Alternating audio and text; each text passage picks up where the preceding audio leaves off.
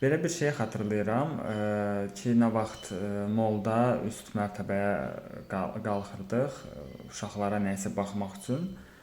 Orda adətən bir-iki mağaza olur, qalanları isə fast food məkanlarıdır və ilk vaxtlar qidamı dəyişdikdən sonra mən elə bir yerdə özümü qeyri-adi hiss edirdim. Çox belə bir cür hiss edirdim. Mənə elə gəlirdi ki, dünya sanki bundan ibarətdir və nəsə mən bu dünyadan deyiləm.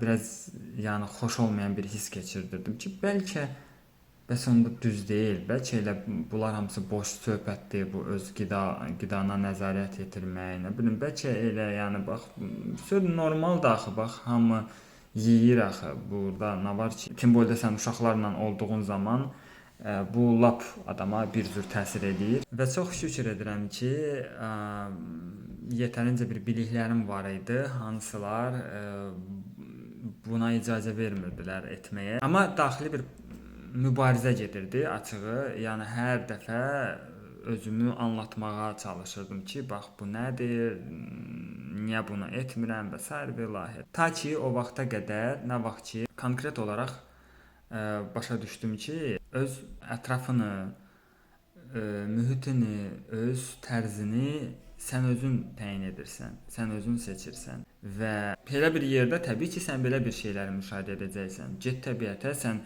təbiəti sevənləri müşahidə edəcəksən.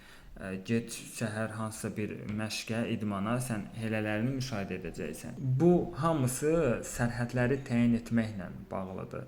İnsanı özünü seçməklə bağlıdır. Özünü sevməklə bağlıdır. Çünki nə vaxt sən həqiqətən də özünü seçirsən, özünü sevirsən, necə olduğunu təyin edirsən, başqaları sadəcə razılaşmaq məcburiyyətində qalırlar.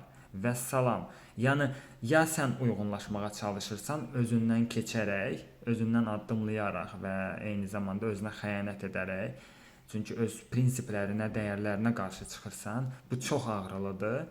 Bu daha ağrılıdır nəinki səni hardasa kimsə qınayacaq, başa düşməyəcək və s.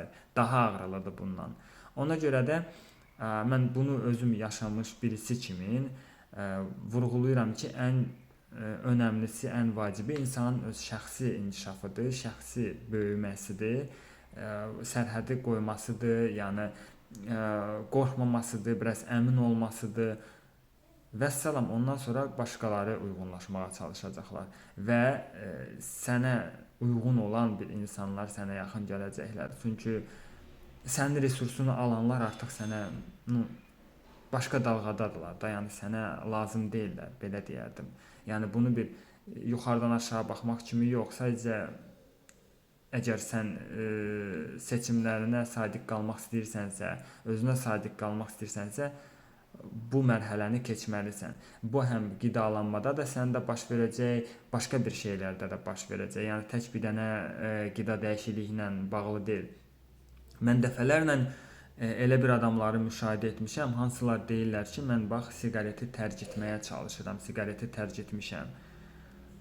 Və bir müddət sonra qayıdıblar. Nəyə görə? Çünki onlar ətrafını dəyişməyiblər. Çünki onlar bir tək bir dənə siqareti çəkməməkdən savayı heç nə etməyiblər.